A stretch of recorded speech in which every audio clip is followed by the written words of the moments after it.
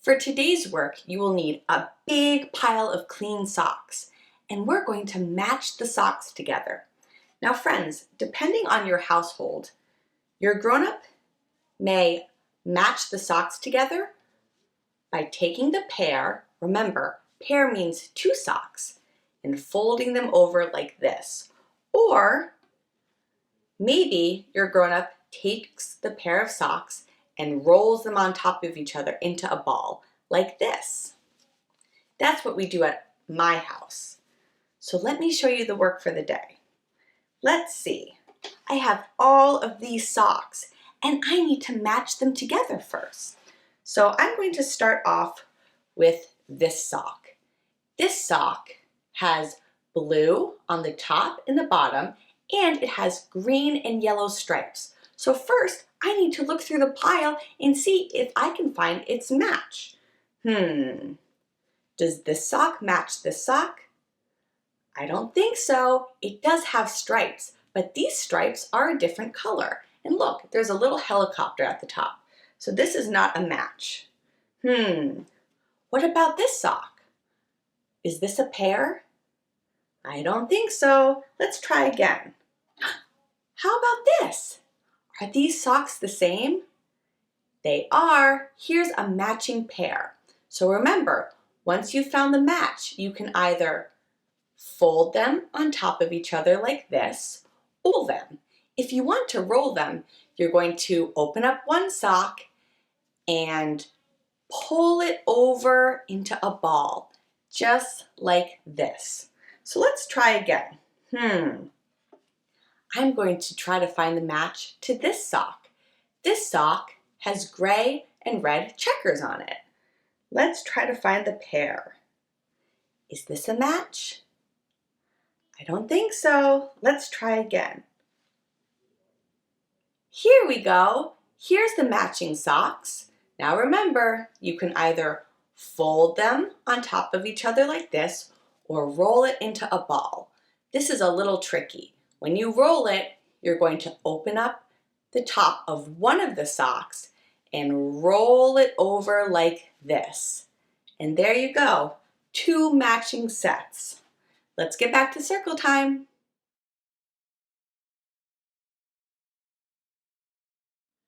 For today's work, you will need 2 basins or 2 large bowls, one with warm soapy water and the other with clean water. You will also need some dishes, some utensils, a sponge, and a small towel. Now, after you eat a meal, your dishes are dirty and need to be washed. So let's take our dishes and put them in the warm soapy water. We'll also put the utensils in. Now, in order to scrub all the food off of the dishes and utensils, you need a sponge. So sometimes I like to let the dishes soak for a little bit, just to loosen up all of the food. Now I take my sponge, I dip it into the water, get it all nice and wet and soapy, and I start to scrub. I scrub around the rim of the cup and inside, around the outside, and once I have that nice and clean, I put the cup into the clean water to get off all the soap. Now let's scrub the spoon. So this is the part of the spoon that gets the most dirty, because this is the part that scoops up the food and the part that you bring to your mouth. So let's make sure that we scrub that spoon. Maybe there's some food around the handle. And when that's all scrubbed, we're going to put it in the clean water. Now in the second bowl, you're going to take these dishes and just give them a little rinse. We're rinsing off any soapy water. Rinse off the spoon, and we have one more step to do. We need to dry our dishes and utensils. So take your towel and dry off the water.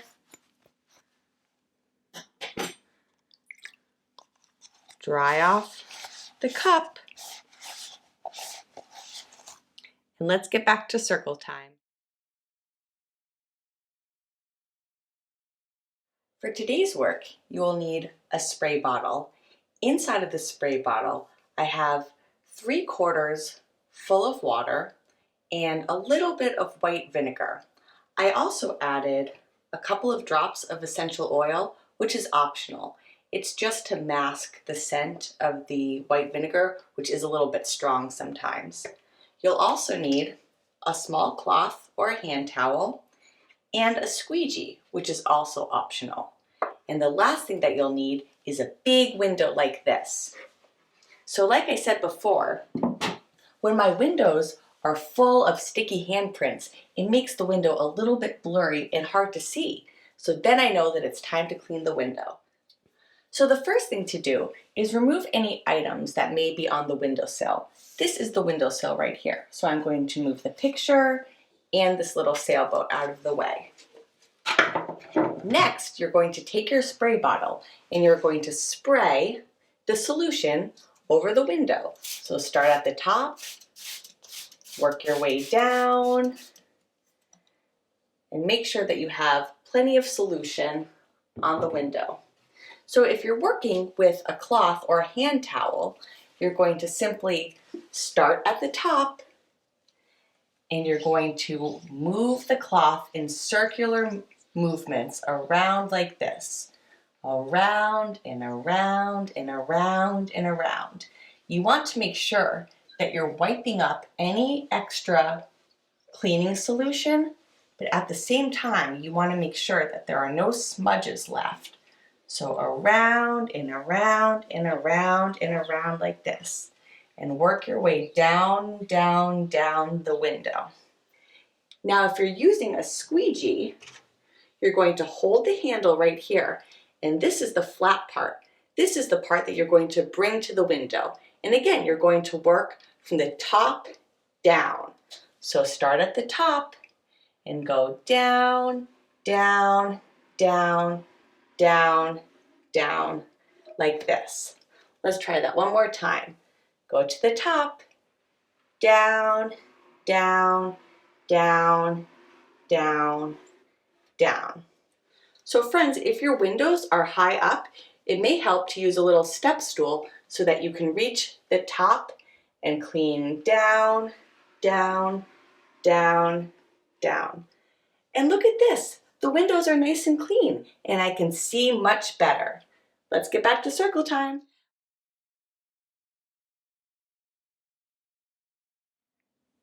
Let's make cleaning up a game. Do you see this big mess of blocks that I have?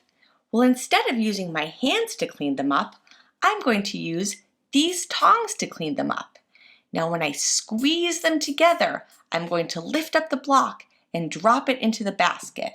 For today's work, you will also need a timer or a stopwatch to see how long it takes you to clean up the mess. So let me get my timer and stopwatch. And when I'm ready, I'm going to press start. On my mark, get set, go! I have my tongs and I'm going to squeeze and lift the blocks into the basket. Squeeze and lift. Sometimes you may have to use 2 hands if the block is very heavy. So I'm squeezing and lifting. 3 more left. 2. And last one. Let me get my timer and press stop. Do you see that, friends? It took me 33 seconds to clean up the mess. I wonder if the next time I clean up the mess, if I can do it in under 33 seconds. Let's get back to circle time.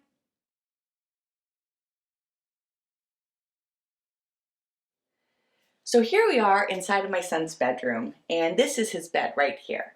Now, he didn't make it, as you can see, because that's what your work is going to be today, and I wanted to show you how to do it. So let's take a look at this bed. You can see that the blankets are all bunched up right here, the stuffed animals are all over the place, and look at the pillow. It's right in the middle. So for today's work, you will need a messy, unmade bed like this one.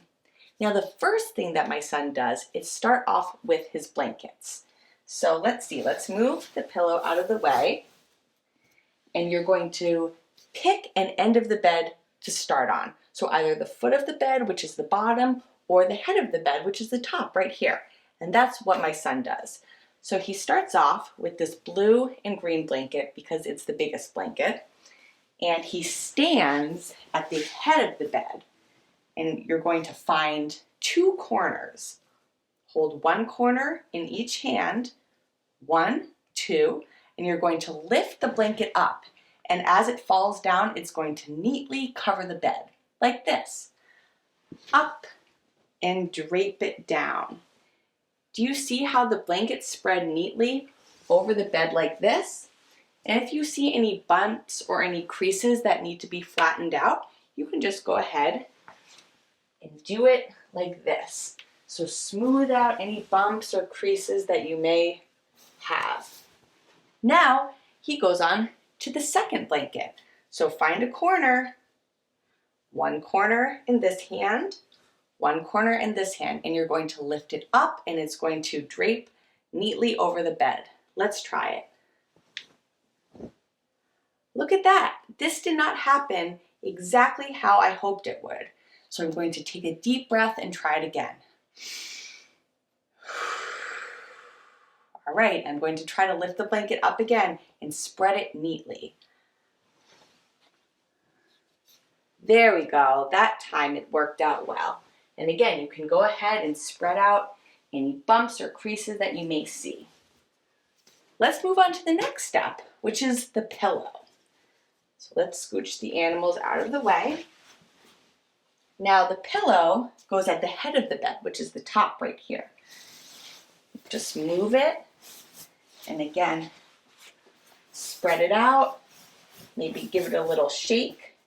And the last thing that my son does is arrange his animals. Now maybe you like to put your stuffed animals up against the pillow, maybe you like to tuck your animals into the blankets. My son likes to take all of his giraffes and just tuck them into the corner like this. So look at this bed. Now it's nice and neat and ready for the next sleep. Let's get back to circle time.